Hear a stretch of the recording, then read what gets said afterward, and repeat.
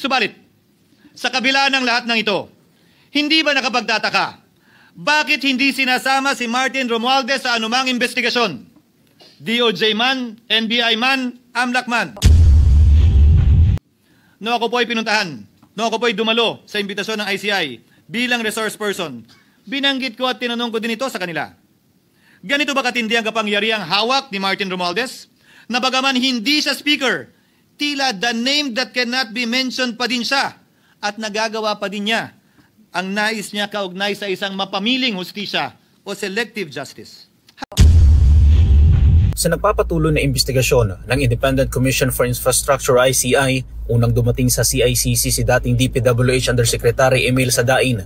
Kasunod si dating Undersecretary Roberto Bernardo upang humarap sa pagdinig kaugnay sa flood control project anomalies. Ayon kay Sadain, ipinaliwanag nila kung paano isinasagawa ng DPWH ang malalaking proyekto ng gobyerno. We were actually called to give some briefing on how the ODA or the infrastructure flagship projects are being carried out in the implementations, both physical and financial. This is one way also of ensuring transparency among big-ticket projects. Habang tikom naman ang bibig ni former Yusek Roberto Bernardo na siyang nagdawit sa pangalan ni Senator Chis Escudero, former Senators Nancy Binay at Revilla na tumanggap umano ng kickback. Yung comment lang ng denial sa Secretary.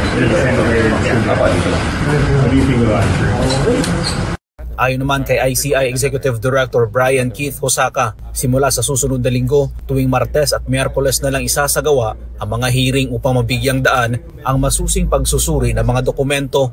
Starting next week, we will be conducting our hearings every Tuesdays and Wednesdays. Okay. And then to give us time already to scour through all the information and documents that we have and for case build-up. Dagdag pa ni Hosaka, muling ipapatawag sina Bernardo at ang mag-asawang Diskaya habang inaasahan din ang pagdalo ng bagong resource persons, kabilang si Senador at dating DPWH Secretary Mark Villar. Are you looking at Senator Villar?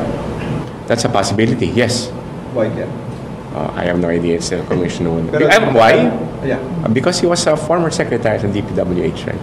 Pinadalhan na rin ng imbitasyon sina Romualdez at Zaldico para sa susunod na hearing. In fact, I think according to our secretariat, he was invited already, but I just have to find out if the summons or the subpoena was actually received.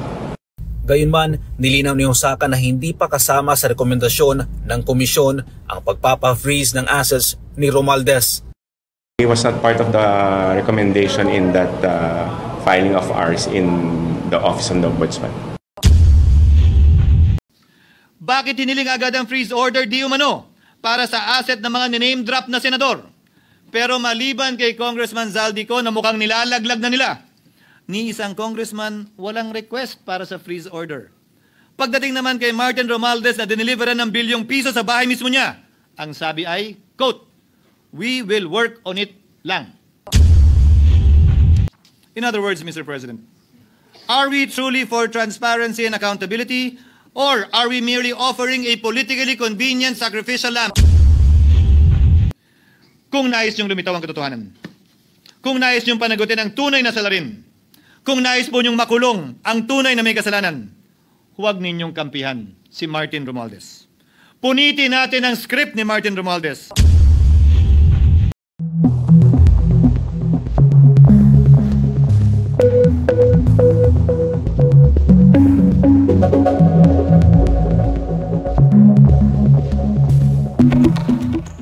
I am not a Filipino for nothing. I did what I had to do. And whether you believe it or not, I did it for my country.